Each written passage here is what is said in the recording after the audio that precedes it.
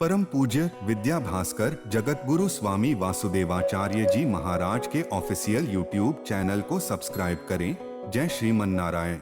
इंद्र के सिंहासन पर वही बैठेगा जो 100 अश्वमेध यज्ञ करेगा। 100 अश्वमेध यज्ञ का संकल्प करवा दिया। 100 अश्वमेध यज्ञ करने के लिए अब स्वर्ग ही हाथ में हो तो अश्वमेध यज्ञ करना कौन कठिन है उसके लिए। पहले कोई कम वैभव नहीं था।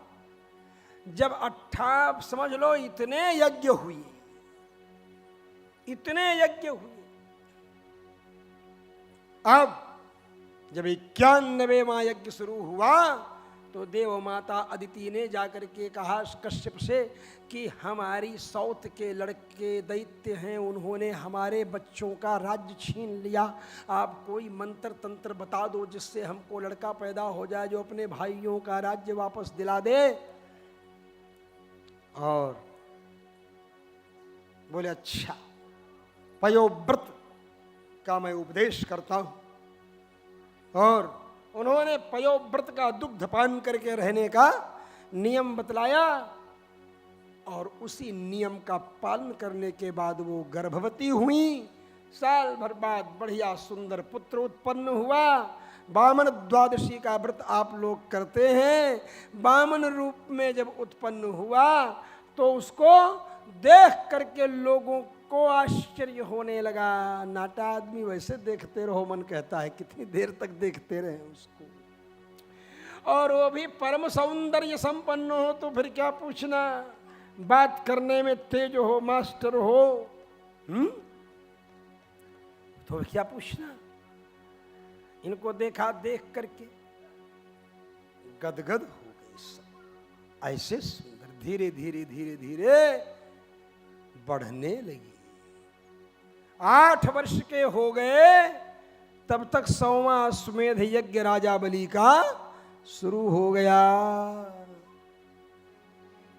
अब यज्ञोपवीत संस्कार इनका हो रहा था। भिक्षा मांगने के लिए अभी चले थे। आकाश ने छत्र प्रदान किया इनको भिक्षा के रूप में। ब्रह्मा जी ने अपना कमंडलू दे दिया इनको भिक्षा के रूप में।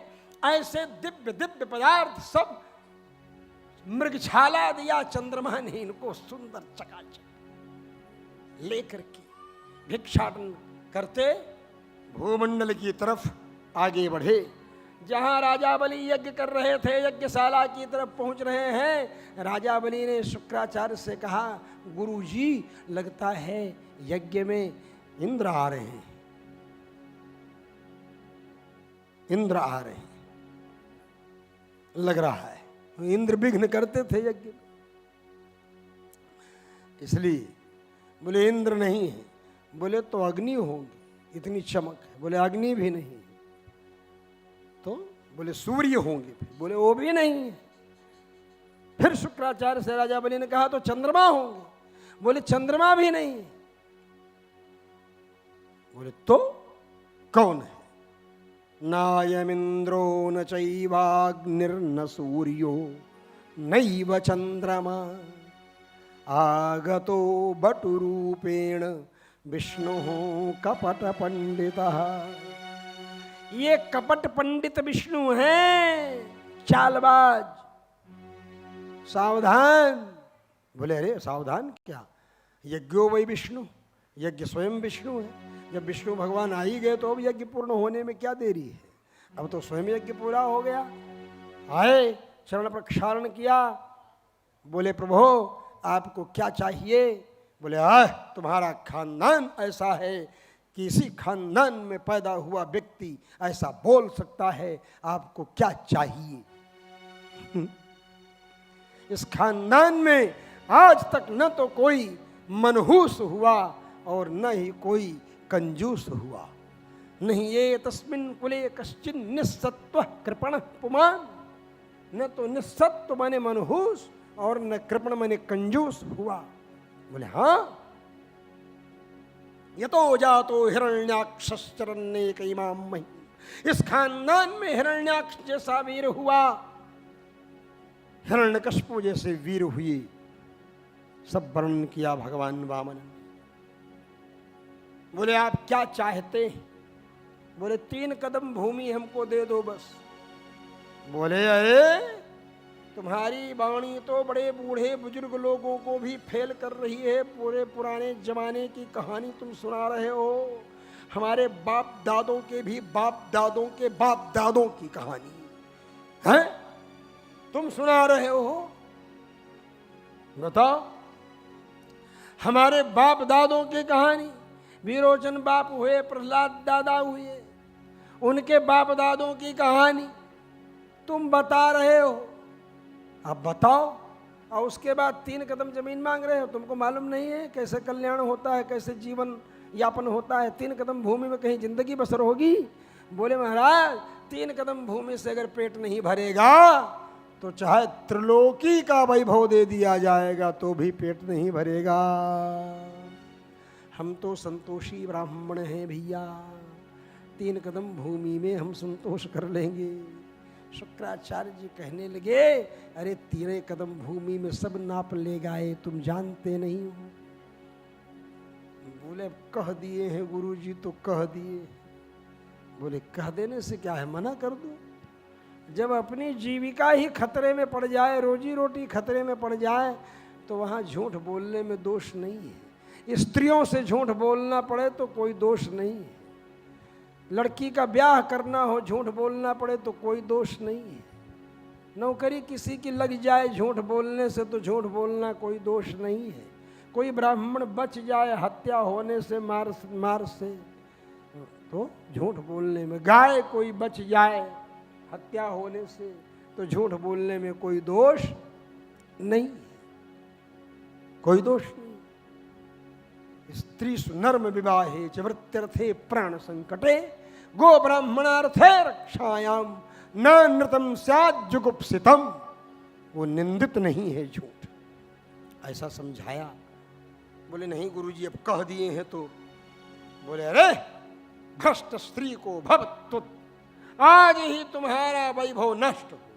शाप दे दिए शुक्राचार्य, बहुत बड़ा पंडित बना हुआ। बोले अच्छा कोई बात नहीं। भगवान वामन ने कहा अरे भाई देखो हमको मध्याह्न संध्या करने का समय हो रहा है, अब जाना है, हमको जल्दी देना हो दो, नहीं तो दाता से सुम भला जो चट्टे दे जवाब, हम जाएंगे। बोले नहीं नहीं नहीं महाराज जी अभी अभी हम करते हैं, संकल्प करके देते हैं, ऐसा कुछ नहीं है। आयो बोले ठीक है संकल्प, गुरु जी संकल्प बोल दीजिए।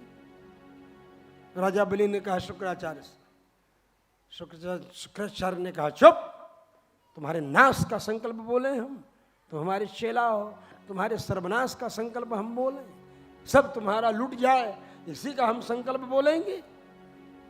मूर्ख, चुप हो गए। तब तक ये ब्रह्मचारी जी अपने फोरम में थे, वामन भगवान। बोले रे संकल्प बोलना तो मेरे बाएं हाथ का खेल है, प्रातः संध्या मध्याह्न संध्या सायं संध्या, और समिधाधान करते समय संकल्प तो हम लोग दिन में 5 बार बोलते, सुबह शाम समिधाधान का संकल्प और त्रिकाल संध्या का 3 टाइम, 5 टाइम तो संकल्प वो बोलबे करते हैं। संकल्प बोलना कौन बड़ी भारी बात है, लाओ हम ही बोल देते हैं। बोले ठीक है। अब वो कमंडल से पानी गिराने लगे हाथ में, तो टोटी से पानी नहीं निकल रहा था, कुछ अटक गया बीच में। अटका क्या था, ये शुक्राचार्य जाकर के बैठ गए टोटी में, पानी ये नहीं गिरेगा। अंतिम समय तक बेचारे शिष्य वत्सल शुक्राचार्य जी बचा रहे थे अपने शिष्य को। राजा बलि ने कहा पानी नहीं गिर रहा है ब्रह्मचारी। ब्रह्मचारी जी ने कहा अरे तुम्हारे यहाँ पंडित लोग इतनी केसर डाल दिए हैं इसमें कि केसर जम गई है, बीच में जाकर के गुत्था पड़ गया है केसर का, उसको मैं अंदर कर देता हूं, अपने आप पानी आ जाएगा। एक कुश नुकीला उठाया, उठा करके उसी टोटी के अंदर डाला, डाल करके सोचने लगे भगवान ये शुक्राचार्य जी बैठे हुए हैं, इनके नेत्र बड़े दिव्य हैं, 2 नेत्र हैं ज्ञान और वैराग्य। ज्ञान वाला नेत्र तो इतना तेज है कि ये हमको जान गए कि न इंद्र है, न अग्नि है, न चंद्रमा है, न सूर्य, विष्णु है, ये समझ गए। लेकिन वैराग्य वाली आंख में मोतियाबिंद उतर आया है, इसलिए ऑपरेशन करना जरूरी है। बस ऑपरेशन कर दिया भगवान ने, ऑपरेशन कर दिया, पानी तो निकलने लगा, लेकिन ऑपरेशन के कारण पानी लाल लाल था। तो यजमान ने कहा, वो ब्रह्मचारी बाबा, आप संकल्प करा रहे हैं, पानी गिर रहा है, लेकिन ये लाल लाल पानी कैसे है? बोले कहा ना, वो केसर जम गई थी, फूल गई होगी, वही सब केसर का रंग है। शुक्राचार्य दांत कटकटा करके सोचते, ये ब्रह्मचारी बड़ा तेज है, ब्रह्मचारी ऐसे कैसी बात बनाने जानता है। शुक्राचार्य जी बाहर आ गए, भगवान की स्तुति करने लगे। आंख का ऑपरेशन हो गया तो अनुभव होने लगा। भगवान ने कृपा की, हस्तकमल स्पर्श कराते हुए इनके नेत्र सुंदर दिव्य कमल नयन बन गए और कहा, जाओ, जो तुम्हारा नाम ले लेगा भोजन के बाद उसकी आंख कमजोर नहीं होगी। शर्यातिम च सुकन्याम, शर्यातिम च सुकन्याम च चमनम शुक्रमाश्विनौ भोजनान्ते स्मरे नित्यम तस्य चक्षुर न हीयते। भोजन के बाद हाथ नेपकिन में मत पूछिए, हाथ का पानी आंखों में यही मंत्र कहते हुए चला लीजिए, तो अपने आप आंखों की शक्ति तीव्र रहेगी। है इस तरह इन्होंने संकल्प किया, पदत्रयमितां भूमिं तुभ्यमहं संप्रददे, 3 कदम भूमि में आपको देता हूं। भगवान ने कहा ठीक, और भगवान नापने लगे सारी दिशाओं को अपने शरीर से, और पृथ्वी पर पैर रखा था ब्रह्मा जी के लोक तक इनका कब्जा था, वहां भगवान ने पैर बढ़ा दिया, ब्रह्मलोक को भी पार कर दिया। ब्रह्मा जी ने चरणारविंद का प्रक्षालन किया, भगवती विष्णुपदी उनके कमंडल के अंदर विराजमान हुई। भगवान ने कहा, दूसरा पैर ब्रह्मलोक में है, तीसरा कहां रखूं मैं? राजा बलि ने कहा, महाराज पदम तृतीयम कुरु शीर्षि में निजम, अपना तीसरा पैर हमारे सिर के ऊपर रख दीजिए।